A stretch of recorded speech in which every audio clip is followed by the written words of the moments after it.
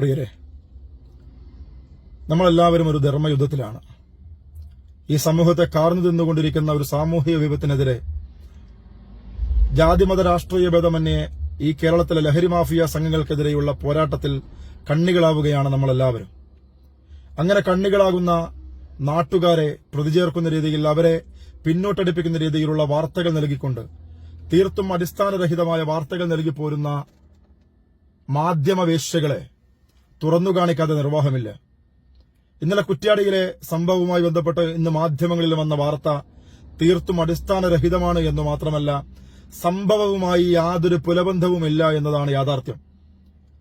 മാധ്യമങ്ങൾ വാർത്ത നൽകുമ്പോൾ അതിന്റെ യാഥാർത്ഥ്യത്തെക്കുറിച്ച് അതിലെ നാട്ടുകാരോടോ അല്ലെങ്കിൽ അതിൽ പ്രതിചേർക്കപ്പെട്ട പ്രതിയുടെ പശ്ചാത്തലത്തെക്കുറിച്ചോ അതുമല്ലെങ്കിൽ അതിന് നേതൃത്വം നൽകിയ പോലീസ് നിയമപാലകരായ പോലീസ് സംവിധാനത്തോടോ അതിന്റെ യാഥാർത്ഥ്യത്തെക്കുറിച്ച് അന്വേഷിക്കാതെ ലഹരി മാഫിയ സംഘത്തിന്റെ നാണയത്തൊട്ടിനു മുമ്പിൽ മാധ്യമധർമ്മം മറന്നുപോയ ചില കുലംകുത്തികൾ, മാധ്യമ അൽപ്പന്മാർ ഇത്തരത്തിൽ വാർത്തകൾ നൽകി പോരുന്നത് ലഹരി മാഫിയ സംഘങ്ങൾക്ക് ഗുണകരമാകുമെന്ന കാര്യത്തിൽ സംശയമില്ല.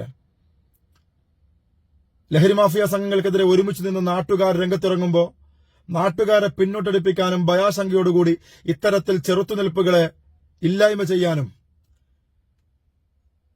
സമൂഹത്തിന്റെ പ്രതിരോധ ശേഷിയെ ഇല്ലായ്മ ചെയ്യാനും വേണ്ടിയുള്ള ഈ പ്രവൃത്തിയെ അംഗീകരിച്ചു തരാൻ തൽക്കാലം സൗകര്യമില്ല. ഇന്നലെ പ്രതിചേർക്കപ്പെട്ട അല്ലെങ്കിൽ ഇന്നലെ നാട്ടുകാരെ പിടികൂടിയെന്ന് നിങ്ങൾ ജനകീയ വിചാരണയെന്നോ അല്ലെങ്കിൽ ആൾക്കൂട്ട വിചാരണയെന്നോ എഴുതി കുറിച്ചു വെച്ച ആ പ്രതിയുടെ പശ്ചാത്തലത്തെക്കുറിച്ച് ഏതെങ്കിലും ഒരു മാധ്യമധർമ്മൻ അന്വേഷണം നടത്തിയിട്ടുണ്ടോ?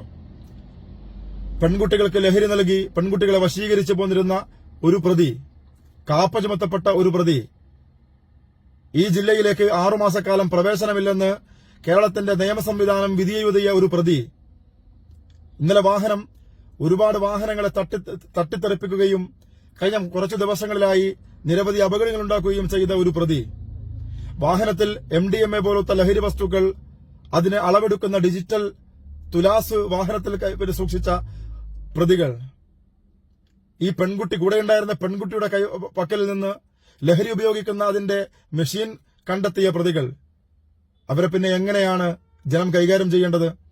കേവലം MDMA ഉപയോഗിക്കുന്ന MDMA വിൽക്കപ്പെടുന്ന ഒരു പ്രതികളായിരുന്നില്ല അവർ.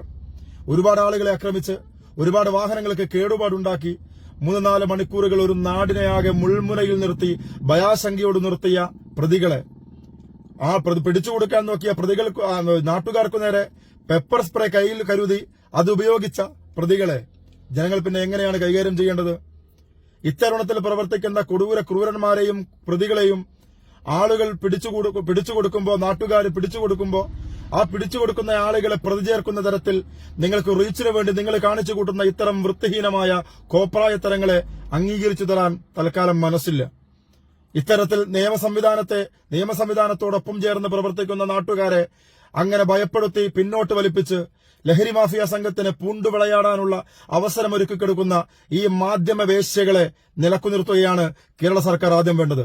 എന്തൊരു വൃത്തികേടാണ്, എന്തൊരു അല്പത്തരമാണ് ഇന്ന് കേരളത്തെ ഈ ചില മുഖ്യധാരാ മാധ്യമങ്ങൾ കാണിച്ചു കൂട്ടുന്നത്.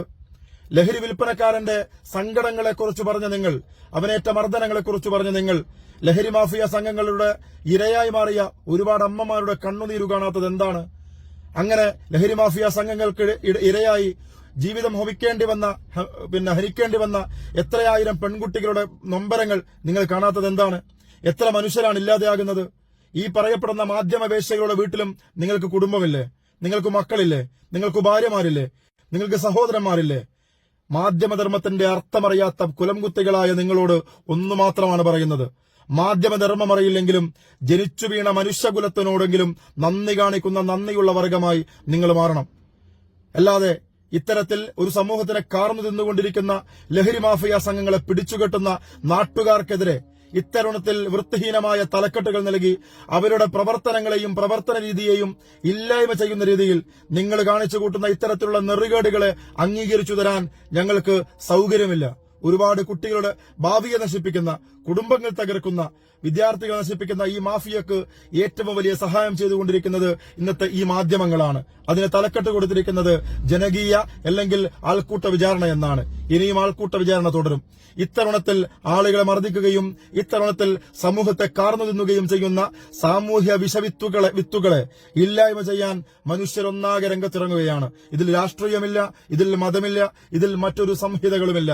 ഇതിൽ മനുഷ്യരെന്ന ഒറ്റ താല്പര്യത്തിൽ പ്രവർത്തിക്കുമ്പോൾ മാധ്യമങ്ങൾ അവർക്ക് അനുകൂലമായി ഈ ലഹരി മാഫിയ സംഘങ്ങളുടെ നാണയത്തൊട്ടിന് മുമ്പിൽ അടിയറവ് വെച്ചുകൊണ്ട് നിങ്ങൾ കാണിച്ചു കൂട്ടുന്ന ഈ കോപ്രായ തരങ്ങളെ ദയവ് ചെയ്ത് അംഗീകരിച്ചു തരണമെന്ന് മാത്രം നിങ്ങൾ പറയരുത്. അതുകൊണ്ട് ധർമ്മമെന്ന് പറയുന്നത് ലഹരി സംഘങ്ങൾക്ക് കുടപിടിക്കലല്ല, അവർക്ക് സുരക്ഷയുടെ കവചമൊരുക്കലല്ല. ലഹരി മാഫിയ സംഘങ്ങളുടെ കണ്ണുനീരുകൾക്കപ്പുറത്തേക്ക് അവരു കാരണം കണ്ണുനീരണിഞ്ഞ ഒരുപാട് അമ്മമാരുടെ കണ്ണുനീരിനെ കാണിച്ചു കൊടുക്കുക എന്നും സത്യം തുറന്നു കാണിക്കുക എന്നും ഈ നാടിന്റെ നന്മ കാംക്ഷിക്കുന്ന, ഈ നാടിന് ഗുണമുണ്ടാകുന്ന രീതിയിലുള്ള പ്രവർത്തനങ്ങളാണ് നിങ്ങളുടെ പക്കൽ ഉണ്ടാകേണ്ടത് എന്ന് മാത്രം ഇതിന്റെ ഒരു പ്രവർത്തകൻ എന്നുള്ള നിലക്ക്, ഈ നാട്ടിൽ ജീവിക്കുന്ന നിങ്ങളുടെ പോലെ തന്നെ ഒരു പൗരൻ എന്നുള്ള നിലക്ക് ഈ മാധ്യമ വേശ്യകളോട് അഭ്യർത്ഥിക്കുകയാണ്. ഇനിയെങ്കിലും മനുഷ്യർക്ക് വേണ്ടി ജീവിക്കാൻ നിങ്ങൾ പരിശ്രമിക്കണം.